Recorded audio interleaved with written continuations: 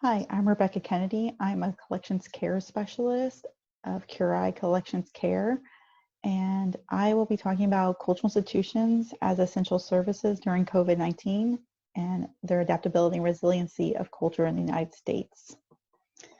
On March 13th, 2020, the United States declared a national emergency for the COVID-19 virus. This declaration, however, did not provide much guidance or federal laws for the response to COVID, leaving legislation to each individual state. State legislatures determined which businesses were considered essential and cultural institutions were not selected.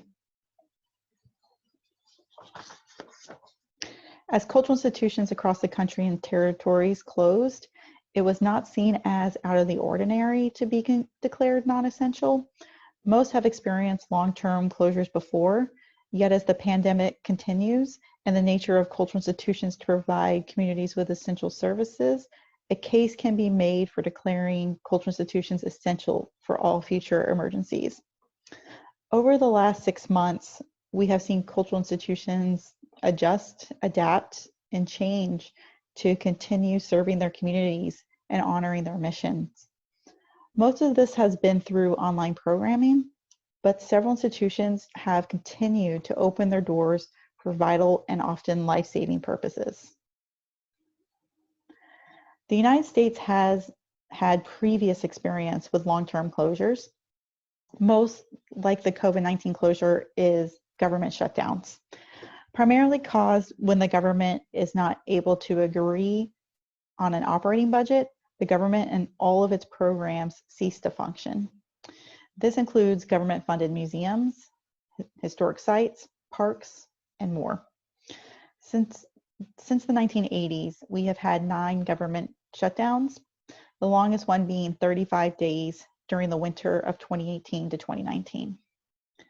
This type of closure is most like COVID-19, as the shutdowns are always for an unknown duration, and there are very few clear guidelines on how cultural institutions are to proceed with the care and preservation of its collections. Cultural institutions located in extreme climates also have protocols in place for long-term seasonal closures, such as outdoor and historic sites in cold climates find it better to close the institution for the winter, as it is financially unsustainable or it provides better preservation. The same is true for institutions located in extreme heat. These closures are usually well planned with a clear reopening date and procedure. The final type of long-term closure is weather emergency. With these types of emergencies, such as hurricanes, tornadoes, certain types of flooding, and wildfires, there's usually a warning, so institutions have a chance to close their sites and activate mitigation and preparedness measures. Again, it is always with uncertainty when the institution will reopen again. With COVID-19, there was the initial expectation that we would only be closed for 2 to 4 weeks. With such a short-term expected closure, not much planning was considered on how to care for and preserve collections and structures over an extended period. As the pandemic continued, the procedures for continued stewardship had to be adjusted, including identifying staff who were able to access the institutions, proper safety protocols for protecting those on site, and having written procedures so the messaging was consistent. Staff were eventually allowed access to sites to check on institutions and collections to ensure their safety and implement longer-term shutdown protocols. Again, there was no clear laws preventing access by staff, but health and safety for everyone is the main concern. The state laws only limited the gathering of large groups of people, which prevented cultural institutions from fully opening their doors. Once staff realized the closures could be for up to a year and procedures for preservation needed to change, the first step was to identify the risk based on the probability of hazards changing or increasing during a long-term closure. For many, the type of risk did not change, but the staff's capacity to reach the cultural institution or general shortage of staff became one of the largest concerns. This issue became exacerbated by transportation disruptions across the country. There has been massive job loss in the cultural heritage sector since the beginning of the pandemic and continues to worsen. Therefore, constantly increasing an institution's risk of not having enough staff to care for its collection or site is incrementally vital. There was also an increase in vandalism as security and activity decreased at the sites. ICCROM developed risk assessments for movable, immovable, and intangible heritage for COVID-19, helping institutions identify and mitigate these risks. They are available for download at the provided link. I borrowed from ICCROM's risk assessments and adapted them to fit the United States national standards as was appropriate, which is the image you see on your right. As the closures extended, the hazards continued to multiply, creating complex emergencies. This required a constant adjustment to risk assessments and mitigation practices. Since the beginning of the pandemic, cultural institutions in the United States have been inundated with protests, often resulting in minor vandalism, police violence, which released tear gas that infiltrated historic buildings and museums, causing damage, extreme weather emergencies causing water, wind, fire, and structural damage, and many, many earthquakes. All of these had to be responded to by cultural heritage professionals while still being aware of COVID-19 and strain the shortage of emergency response supplies. All 50 of our states, plus the territory of Puerto Rico, have suffered from at least one of these emergencies since the start of the pandemic. There was a panic amongst cultural heritage professionals to gather as much information as possible in order to prepare for a long-term closure, to continue working and maintain stewardship, and to plan for reopening. All of which was almost impossible as there was still too many unknowns, especially as each state had specific health laws and could determine which cultural institutions would reopen. Therefore, our national cultural heritage organizations covering museums, archives, libraries, parks, living collections, and historic sites began developing programs and trainings to educate their memberships. Some simply developed a resource page depending on the information generated by others. However, some felt the responsibility to deliver as much information as possible. I have made a shortened list to illustrate some of the national organizations which I'm referring to and the amount of programming they deployed specifically related to COVID-19.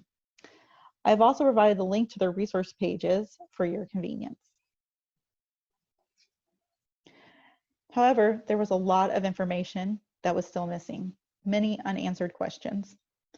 So even more programming was developed, this time from regional or state organizations, allied cultural heritage businesses, cultural funders, health and safety officials, and more. Ultimately, some of the best resources were generated by international colleagues who were several phases ahead of the United States in closures and reopening planning, especially those from the Canadian Conservation Institute, Australian Institute for the Conservation of Cultural Material, and ICCROM.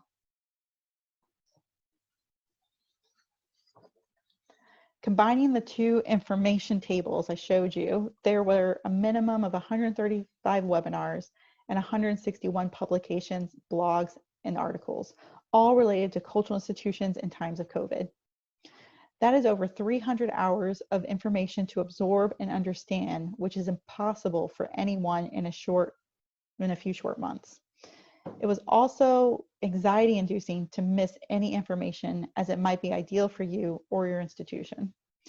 It became frustrating when time was spent on a resource that was not helpful.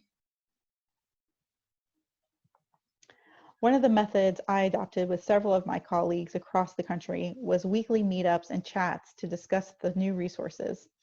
With 20 to 40 people at each virtual meeting, the responsibility to review all the COVID-19 information could be shared and summarized in 5 to 15 minutes during these weekly calls. These chats reduce the amount of informational fatigue as well as provide an atmosphere for open discussion on specific issues related to closures, continued stewardship, and reopening. It was essential that we continue to work and protect our heritage. We just needed to figure out how to do it. While learning all we could about COVID and cultural heritage, professionals also had to continue to perform aspects of their jobs and make their institutions relevant to the communities. Since most of our cultural institutions depend on donations and government funding to operate, we needed to continue to provide a service. Using their institution infrastructure, while still obeying all state and federal laws, many cultural heritage sites were able to adapt to provide essential services to communities. The following examples are not only to encourage cultural institutions to adapt during times of crisis, but to encourage those outside the field to entrust cultural institutions to be essential partners during emergencies. While many cultural institutions have been creative with their online and social media programming, I will be focusing on physical use of spaces as it pertains to preservation and stewardship. One of the first institutions that adapted to the needs of the community were libraries. They simply boosted their Wi-Fi and left it on 24 hours a day. With Wi-Fi, the public could continue to do their schoolwork, find life-saving information, and work from home. This was a nationwide initiative encouraged by the American Library Association. This was especially important in low-income neighborhoods. The American Library Association even created templates of the signs like the one in the slide for local libraries to use as needed. At the beginning of the pandemic, when there was a nationwide shortage of protective face coverings, museums adapted their fabrication shops to build plastic face shields or use 3D printers to make filters. As most cultural heritage professionals are also very crafty, they used fabrics and Pellon found in conservation studios to make cloth masks. We can see here examples of face shields being made at the Museum of Science and Industry in Tampa, Florida, and the Exploratorium in San Francisco, California. During these mandated closures, institutions found their very large parking lots empty. These open spaces could easily be adapted for multiple uses, such as the New York City at the Bronx Zoo. Their parking lot was used as a staging area for out-of-state emergency responder vehicles. Then at the Happy Hollow Park and Zoo in San Jose, New Mexico, 109 mobile homes and trailers were set up to house the homeless to protect them from the coronavirus. Parking lots were also turned into COVID-19 testing sites, such as the Baltimore Museum of Industry in Maryland and the Zoo Knoxville in Tennessee.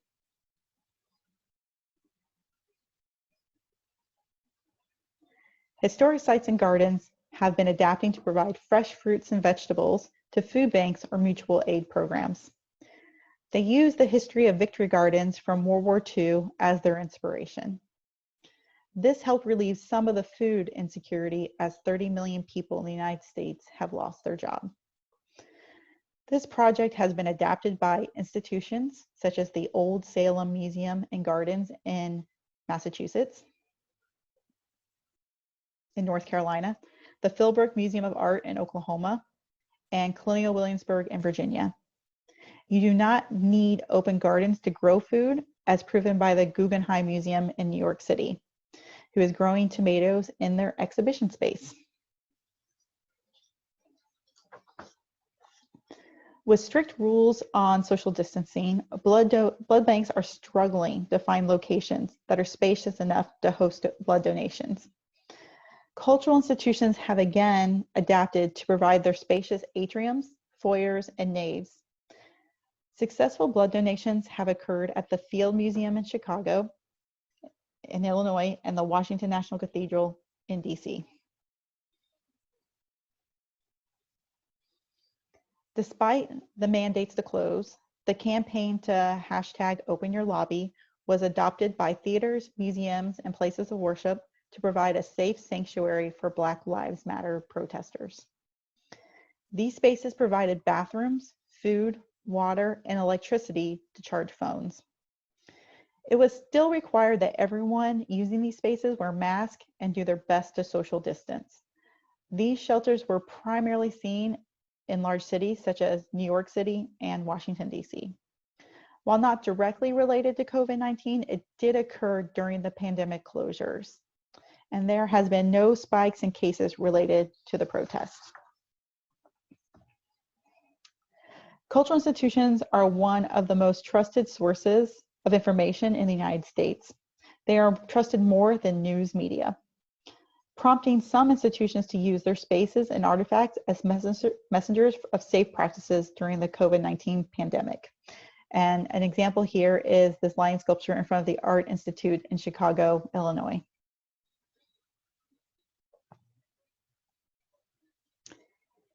States are slowly reopening and lifting restrictions. People are expecting to return to museums, historic sites, gardens, libraries, and places of worship soon. There is enormous pressure from politicians that cultural institutions, which were deemed non-essential during the pandemic, to open as soon as possible and are essential to create a sense of normalcy. Many state-funded cultural institutions are being forced to open quickly with little time for planning. One of the biggest hurdles of reopening is the non-essential status given at the beginning of the pandemic. It gave the impression that cultural institutions and their staff did not need financial assistance from the government to stay open. Several institutions have had to let go large portions of their staff in order to remain open. The loss of the staff has made it stressful and strenuous to maintain day-to-day operations, much less implement a reopening plan. On top of this, one of the messages is on safety and safety protocols. And the proper safety protocols and messaging from federal agencies had not been stabilized. But as it slowly became more and more aware of how the virus was moving, cultural institutions began to develop plans for certain staff to return safely to work. But we still were encouraging people to work from home, if possible. With tracing protocols, work schedules, requirement for mask, cleaning procedures, and social distancing, staff have returned to all types of cultural institutions to continue preservation work.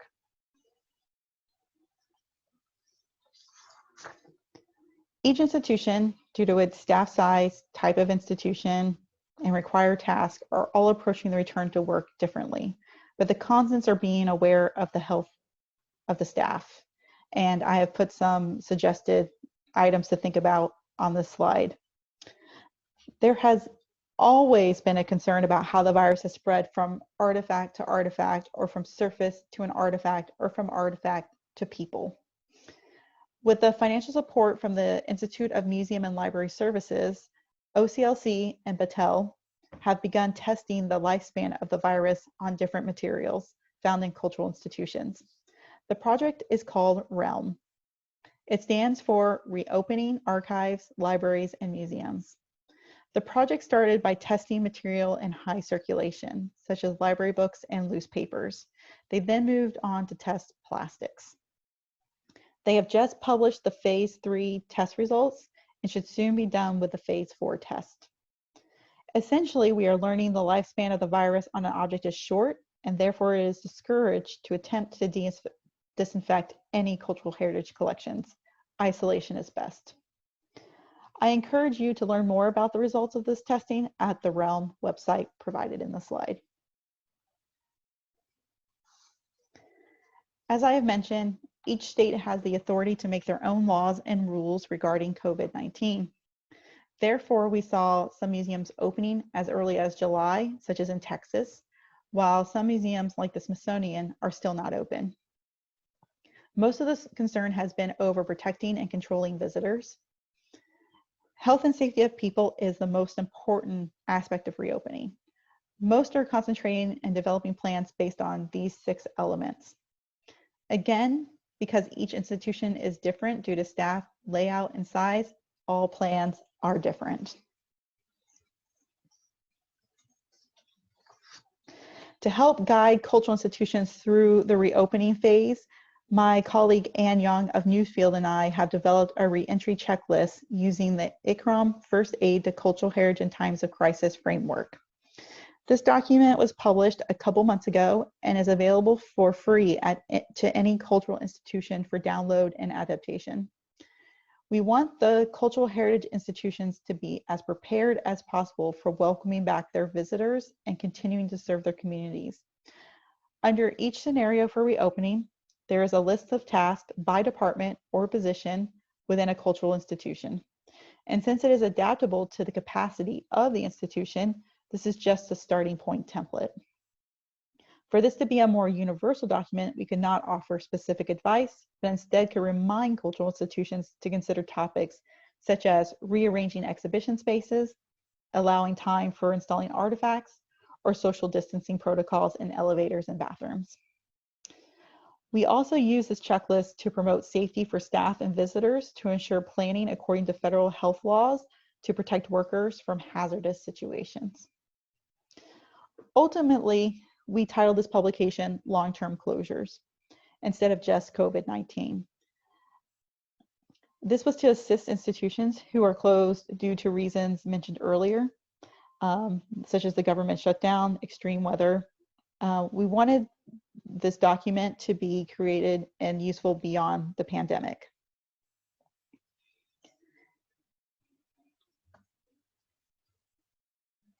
Using several risk assessments, we developed 3 scenarios for reentry and the responsibilities of the staff within those scenarios.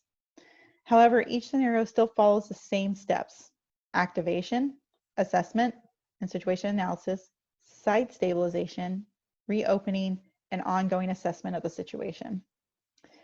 These scenarios are adaptable to museums, historic sites, sculpture and historic gardens, historic homes, and possibly more.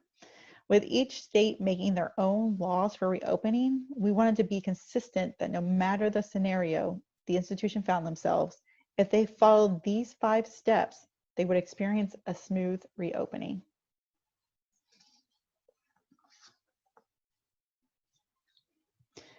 The tasks and responsibilities of cultural institutions are performing to successfully reopen are all followed through the processes mentioned in the previous slide. They have been activated to return to work, which is obvious. Second, they perform their assessments, as you see in the picture on your right, of the New York Public Library staff doing walkthroughs to check the condition of their collection.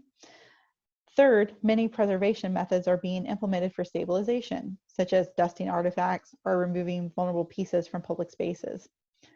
Fourth, they are reopening, and that includes making hand sanitizer in the lab, as seen in the picture on the left at the Cleveland Museum of Natural History. Finally, they must continue to monitor to make adjustments and possibly prepare for a second closure. Those who rushed reopening and did not take the time to assess and stabilize are struggling to maintain long-term opening and preservation. The United States is expecting a second wave of the pandemic during the winter, which could result in another closure of cultural institutions. If we are forced into closures again, I hope cultural institutions are more prepared and the government and communities will now recognize how essential cultural heritage institutions are during times of crisis. Without the help of cultural institutions, so many would have been deprived of services such as food, Wi-Fi, blood donations, and more, as mentioned. They even provided much needed entertainment and education through online programming and social media. They were even a safe haven during political unrest. They are indeed essential and could have been declared so from the beginning. Cultural institutions in the United States might never recover from the damage indirectly caused by COVID-19 or by the damage directly caused by our governing bodies. We do not have a Ministry of Culture in the United States, so instead I leave you with a quote from Lonnie Bunch III, the 14th Secretary of the Smithsonian, who has been a courageous leader for cultural institutions during COVID-19. Advocates like Mr. Bunch and the amazing cultural stewards who protect our heritage are providing hope for successful reopening and long-term recovery. Thank you for allowing me to speak to you today about the COVID-19 response for cultural institutions in the United States. It has been an honor and a humbling experience to represent my talented and dedicated colleagues who hopefully I have adequately represented. Please contact me if you have any questions. Thank you again.